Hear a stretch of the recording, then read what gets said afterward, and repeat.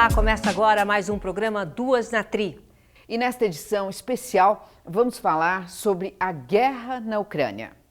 Depois de meses de tensão, o líder russo Vladimir Putin ordenou ataques ao território ucraniano. Um conflito que não é novo e gera uma crise com consequências globais. E para entender melhor esse cenário, vamos conversar com o Moacir Nogueira Júnior, que é professor de Geografia do curso e Colégio Objetivo e doutorando do Departamento de Direito Internacional da USP. Nogueira, obrigada pela sua presença. Obrigado, Silvio, obrigado, Malu, e parabéns pela iniciativa de vocês em oferecer informação de qualidade para uma questão que é bastante atual, né?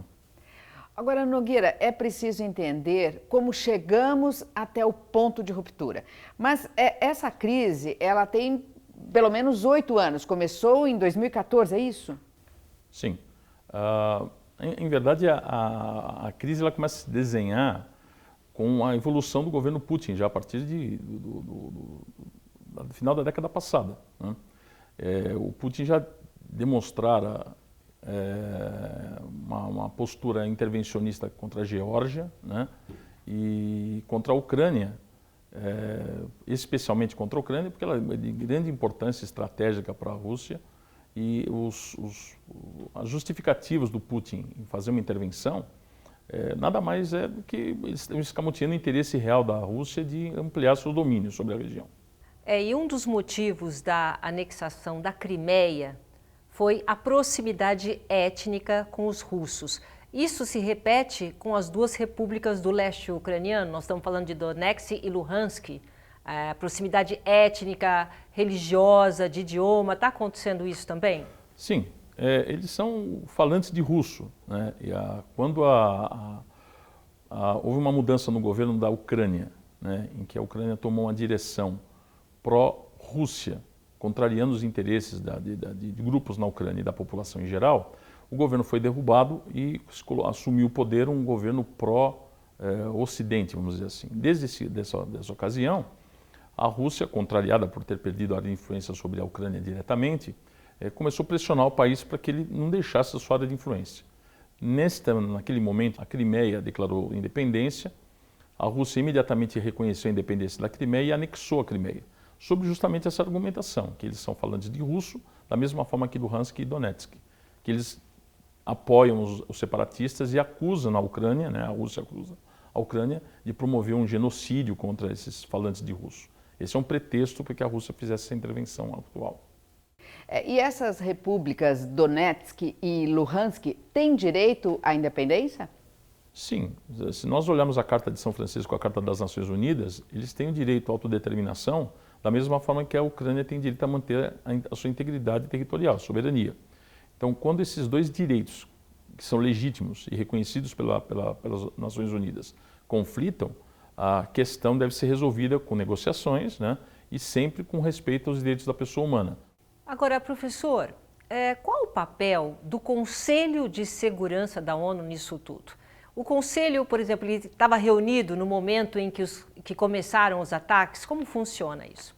Bom, o Conselho de Segurança é um órgão da ONU que ele vai tratar especificamente de conflitos entre Estados, né? Então, a ONU, como se nós fizéssemos um retrospecto muito rápido, ela foi criada em substituição à Liga das Nações para evitar que países entrassem em conflito e que um flagelo como a Segunda Guerra Mundial ocorresse outra vez.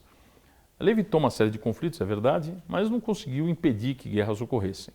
O Conselho de Segurança vai tratar justamente das questões relativas à segurança, aos conflitos iminentes ou que estão ocorrendo de fato. A questão é que no Conselho de Segurança, a composição do Conselho de Segurança são 15 países membros, sendo 10 temporários, o Brasil inclusive está fazendo parte nessa ocasião do Conselho de Segurança, e 5 são membros permanentes. Dentre eles a Rússia, e esses membros têm poder de veto. Então, pelo Conselho de Segurança, uma intervenção contra a Rússia não ocorrerá, né? Pode ocorrer por fora, pela Corte Internacional, enfim, mas as sanções que os europeus promovem contra a Rússia e contra as instituições russas já estão surtindo efeito, né? Você vê, bancos russos já estão declarando insolvência, porque eles não têm capital, não têm liquidez, né? Ainda não há propriamente um colapso da economia da Rússia, mas a ideia é que se isso continuar acontecendo, né, isso pode colapsar a economia do país e o país perde o sustentáculo para continuar no conflito. Então, Silvia e Nogueira, uma das justificativas do presidente Putin era a entrada da Ucrânia na OTAN. Por que os russos não querem que vizinhos entrem nessa organização militar? Aí não só os ucranianos. Ninguém. Querem que ninguém entre na OTAN. Ninguém. Mas assim, finlandeses também, né? Qual é o papel da OTAN no cenário atual? Bem, a OTAN ela foi criada em 1948 com o Tratado de Bruxelas para conter um avanço da União Soviética no contexto da Guerra Fria, né? Ela perdeu sentido, em tese, com o fim da União Soviética. Ela deveria ter deixado de existir. Acontece que ela se sustentou por conta de conflitos na Iugoslávia, posteriormente com o combate ao terrorismo, e atualmente o que nós temos é o exercício de poder dos Estados Unidos em continente europeu, né? Há um desconforto muito grande por parte dos europeus ocidentais com a manutenção de bases americanas, e não são poucas no território europeu, até hoje. Não se justifica isso aí. Acontece que a Rússia ela não quer que a Ucrânia ou qualquer outra parte da ex-União Soviética, que ela julga ser sua área de influência direta, integre a OTAN. Ela não quer, em outras palavras, a OTAN na sua fronteira, né?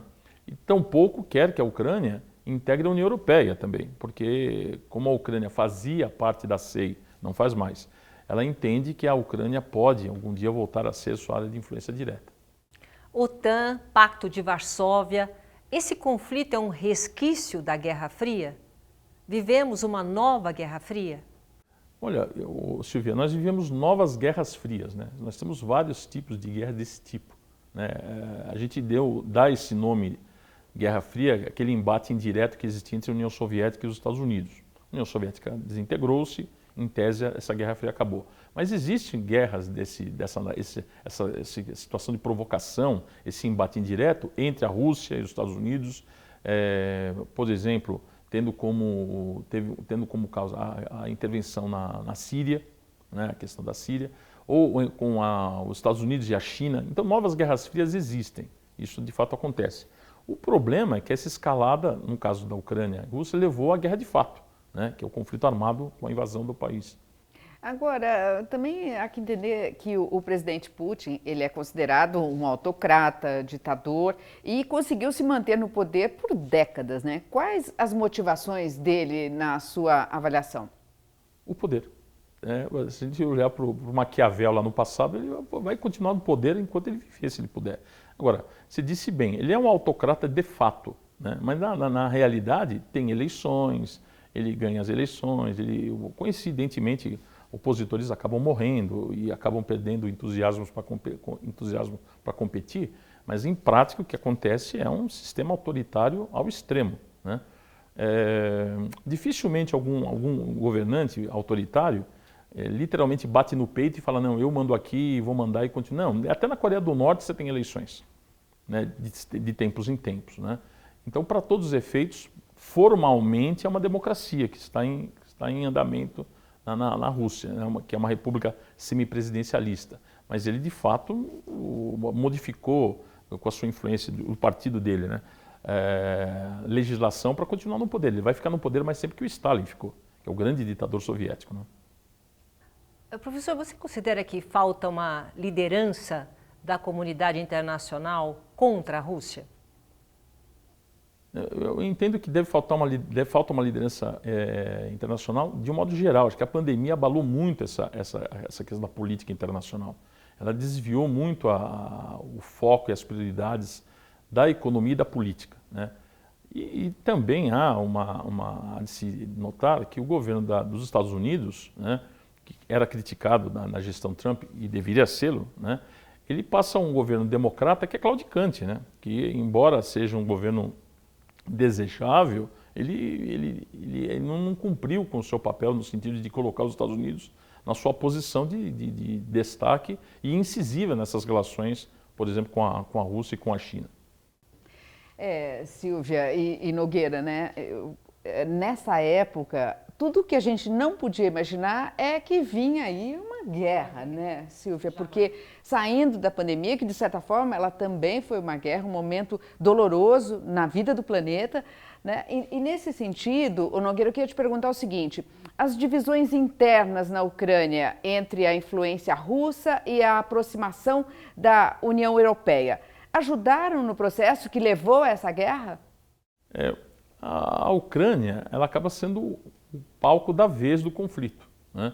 O que nós temos claramente é o interesse do Ocidente, vamos colocar de uma forma bem ampla, encabeçado pelos Estados Unidos, que quer ampliar o seu domínio sobre a Ucrânia, e a Rússia, que quer recuperar a sua área de influência, o que outrora foi a influência soviética.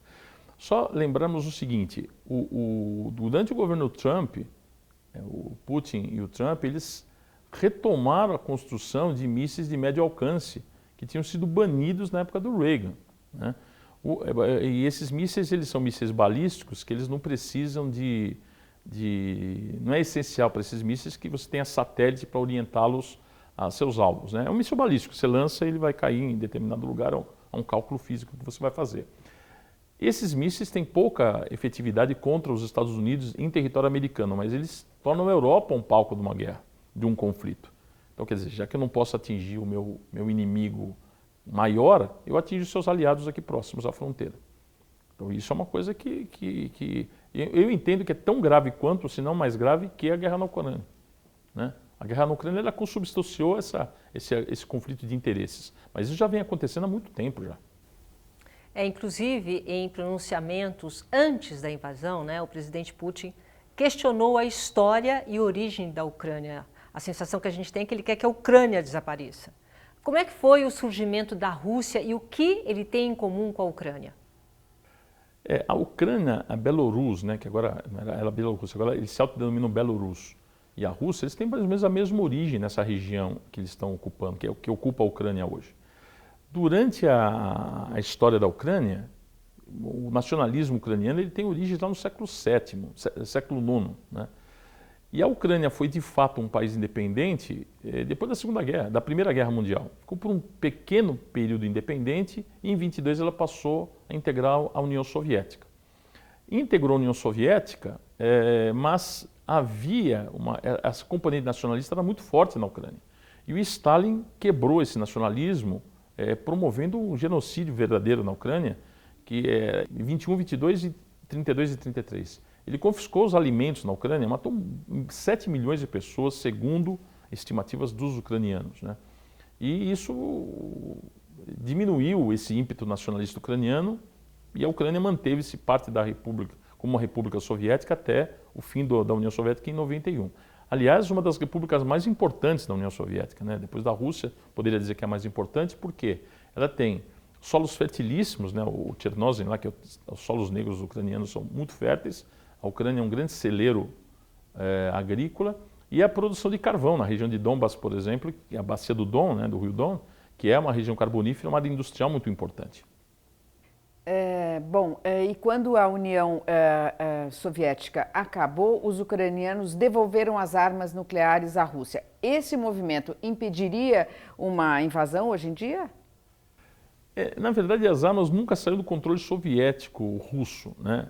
Essas armas, muitas dessas armas ainda estão instaladas em territórios, por exemplo, do Cazaquistão, de outras repúblicas, ex-repúblicas soviéticas, mas os ucranianos nunca tiveram controle sobre essas armas efetivamente, né? Eles tiveram parte do controle sobre o arsenal não nuclear, o arsenal convencional, né? Mas sobre as armas nucleares, não, mesmo porque o controle de lançamento, a disposição deles, era centralizado em Moscou. Então eles nunca chegaram de fato a ter dispositivos nucleares. Tiveram, sim, artefatos nucleares em seu território, mas sempre controlados pela Rússia. Tá, mas não teve essa coisa de devolver, né, de falar, olha, esse tratado que teve nós vamos devolver as armas, contanto que a gente não seja atacado, e isso não aconteceu. Então eles tinham armas, né? A Rússia, né, tinha armas locadas em território ucraniano. Como a Rússia promoveu a formação do Tratado de Tashkent, que a Ucrânia nunca fez parte, ela retirou essas armas do território ucraniano, né? Mas a Rússia, grande parte do arsenal dos mísseis de longo alcance da Rússia eram mísseis que tinham plataformas móveis. Isso era um inferno para os americanos, porque a localização disso era muito difícil. E esses mísseis foram retirados do território ucraniano e levados para o território russo. Os silos, que eram fixos e tal, que não estavam na Ucrânia, permanecem até hoje fora do território russo, no Cazaquistão, por exemplo, para citar um exemplo, né? Mas não houve, essa devolução foi pro forma apenas, né? Eles nunca, na verdade, detiveram controle sobre armamentos. A Ucrânia não é a única ex-república soviética a sofrer com a interferência de Putin. A Geórgia também foi invadida em 2008, não é, professor? Sim, e a Geórgia é um caso curiosíssimo, né? Porque a área comum, a área de disputa entre a Rússia e a Geórgia era a Ossétia. A Ossétia do Sul ficava na Geórgia e a Ossétia do Norte na Rússia. Quando a Ossétia do Sul declarou a independência, imediatamente a Rússia reconheceu a independência da Ossétia do Sul e ocupou a Ossétia do Sul. Ora, a gente devia pensar, né? Num mundo ideal, eles estariam apoiando a autodeterminação da Ossétia para se tornar um país independente. Quando, em verdade, eles fizeram simplesmente a incorporação da Ossétia do Sul e alargaram o seu território. Houve uma guerra também nessa ocasião, né? Mas foi uma guerra assim de semanas. A superioridade militar da Rússia em relação à Ucrânia mesmo é muito grande. Uma guerra convencional, a Ucrânia não teria muita chance. E você considera que essa guerra que está acontecendo, ela é uma tentativa de recriar a União Soviética? Isso seria possível? É como diz o nome do partido do Putin, a Novaya Rússia, né? Ele quer uma nova Rússia, ele quer a Rússia gloriosa novamente. Ele foi criado para governar a União Soviética, né? Ele foi membro da KGB, ele foi chefe da contra-inteligência na Alemanha Oriental, e ele, no meio do caminho da trajetória política, profissional dele, digamos assim, a União Soviética desapareceu. Então a geração do Putin ficou meio órfã, né, de um objetivo político. Então eles tentam agora recuperar essa pujança econômica e política da União Soviética, considerando que internamente eles tiveram que lutar contra a corrupção e as oligarquias fortíssimas na Rússia, né? Isso ele conseguiu fazer internamente, ele fez a lição de casa, ele não permitiu que esses grupos sobrepujassem o seu partido político. E qual seria o interesse russo na Ucrânia? Mais a área, vamos dizer, agrícola, a saída para o Mar Negro? Qual que é o grande interesse aí? Bom, sem dúvida alguma estratégica, a saída para o Mar Negro, a base de Sebastopol, o controle sobre a Crimeia e o Mar de Azov, isso é muito importante. É claro que ao conquistar um território e manter um território, você colhe dividendos da sua economia, evidentemente, né? Você tem um controle sobre a economia, mas o fato é estratégico. Isso aí é estratégico no sentido de poder mesmo, de demonstração de poder. A Ucrânia não sairá da área de influência da Rússia. Ele é o recado que ele está dando para as outras repúblicas e para outros potenciais insurgentes que vierem aí, né? A Rússia não vai perder a área de influência, não importa quão apoiado esse movimento seja pelo exterior, pelo Ocidente sobretudo, né? Ela vai querer manter, sem a Ucrânia, a Rússia não teria uma grande alteração na sua economia, né? A questão é muito mais política mesmo, estratégia, política e estratégia. Agora, em discursos recentes, o Putin pediu que a Ucrânia se desarmasse, que a gente já até tocou nesse assunto. O país pode exigir isso de um vizinho que não tenha armas? Isso é bravata, né, Silvia? Não tem, o país é soberano, né? Ele tem o direito a autodefender-se até um certo limite. Por exemplo, se nós pensarmos os países que são signatários do Tratado de Não Proliferação de Armas Nucleares, como o Brasil é. Se o Brasil declarasse, hipoteticamente, que quer desenvolver armas nucleares, haveria uma pressão internacional para que o Brasil não o fizesse. Porque o Brasil é signatário de um tratado e ele tem que cumprir o tratado, né? Mas se quisesse, ao final de contas, ter um armamento desse tipo, ele denunciaria o tratado e, obviamente, exerceria a sua soberania, sob pressão internacional fortíssima, né? Agora, é óbvio que vai fazer uma coisa dessa, determinar que a Ucrânia não tenha armas ou que se desarme, isso é inaceitável para a Ucrânia, né? Qualquer tentativa de negociação entre Rússia e Ucrânia, vão sentar à mesa, o país não pode, por princípio, aceitar um ultimato de outro. Ele é soberano, são países soberanos que estão sentados à mesa, né? Então o país não pode determinar o que o outro vai fazer. Porque senão, se o país não tiver soberania, aí qual é o sentido, né, de se constituir como nação, né, professor? E aí eu queria te perguntar também qual é o impacto desse conflito no futuro da Europa? Isso vai depender muito da duração do conflito, né? O que há uma divisão na Europa em relação a potencial divisão da Europa em relação a posicionamentos, né?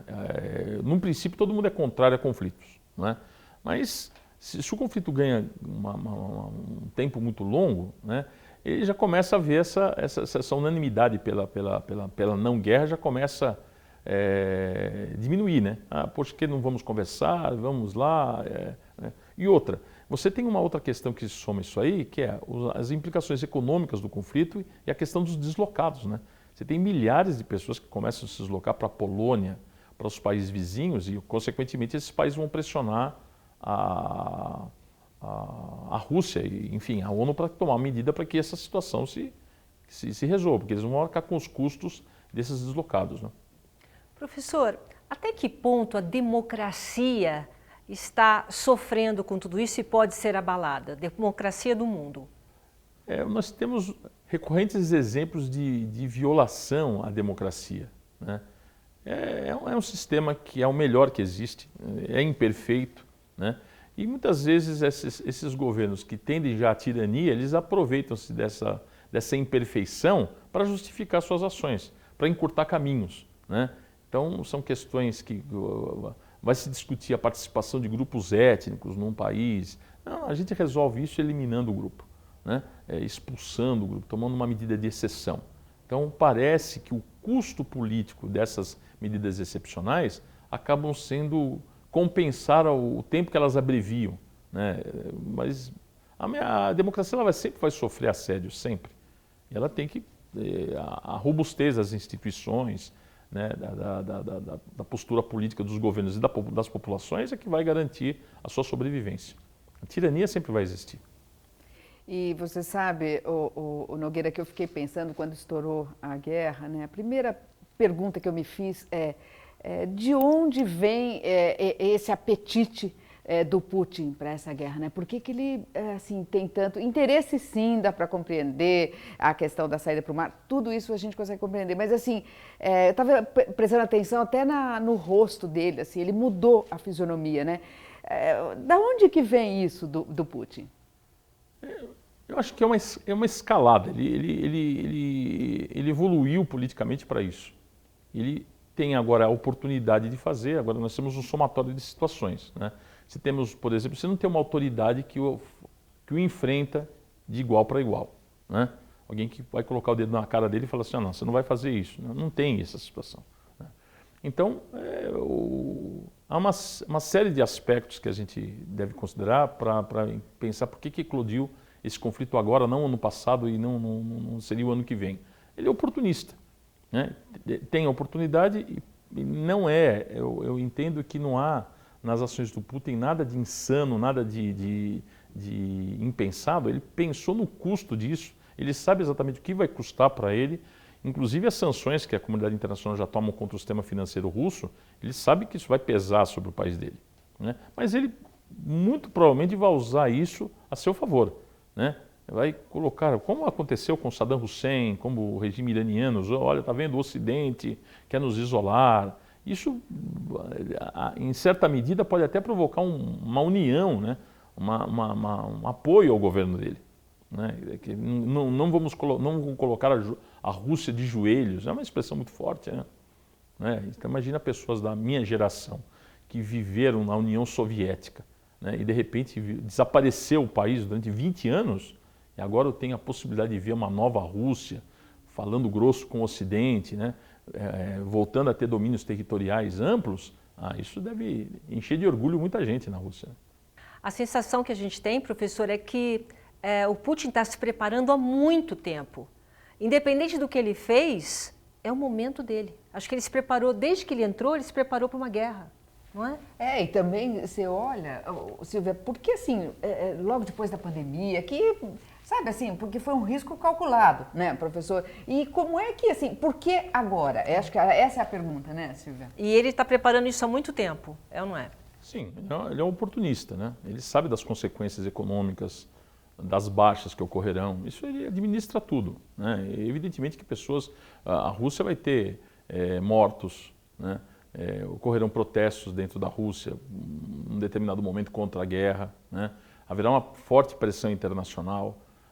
Essa pressão internacional vai se reverter numa pressão interna, porque a partir do momento que deixarem de importar da Rússia, boicotarem produtos russos, obviamente haverá uma pressão interna, mas isso tudo está calculado, né? E além do que, ele não tem como também se antecipar o que vai acontecer daqui a um mês ou dois, ele vai agindo de acordo com as circunstâncias, né? Mas, sem dúvida, é uma coisa planejada, contava com a coisa, não tem nada de insano e intempestivo da parte dele. Ele é uma coisa que foi construída ao longo de anos, né, que ele está no poder. Agora, Malu, você esperava a reação do presidente da Ucrânia? Não. Uma surpresa. Mundial, não é? Porque ele... Peraí, eu vou assumir, ele é um comediante, uma pessoa que não estava preparada na política, e aí está assumindo e fala, não vou embora, não quero carona, quero ficar aqui. O Silvia, nesse sentido, também jogando aí um ingrediente para essa sua questão, eu também penso, a hora que você vê Cuba se aliando à Rússia, aí nesse sentido eu queria entender, vem aí, professor Nogueira, uma nova ordem mundial, talvez seja cedo aí para fazer conjecturas e tudo mais, mas estamos diante de uma nova ordem mundial? Mesmo durante a Guerra Fria, que ela esteve mais, digamos, estática, houve o surgimento dos países não alinhados, né? Ocorreram dissidências, ocorreram situações em que a União Soviética e os Estados Unidos se alinharam contra um país, no caso foram contra Israel quando invadiu o Egito na Guerra de 56. Mas o que nós temos hoje também é uma série de oportunistas, né? Que vão aproveitar a possibilidade de ganhar algum espaço e vão se posicionar. Mas eu não entendo que a situação sofre uma grande modificação, né, depois do conflito, pós-conflito. E tão pouco que conflitos vão cessar. Obviamente se perde fôlego para iniciar um novo conflito, né, porque isso tem um custo, obviamente. Mas acho que as mudanças não ocorrem de forma muito abrupta, não. Eu acho que a história ainda vai longe, né? Eu e o mundo, né? Achamos que a história vai muito longe, mas eu quero agradecer ao professor Nogueira pela participação aqui, Nogueira, e é sempre uma gentileza e um carinho que você tem aqui com a gente. Obrigada, Nogueira. Nada, prazer participar desse tipo de programa de vocês, que eu acho que oferece, de fato, um esclarecimento à população para entender as questões atuais. O Duas na Tri fica por aqui. Obrigada pela sua companhia e até o próximo programa. Tchau.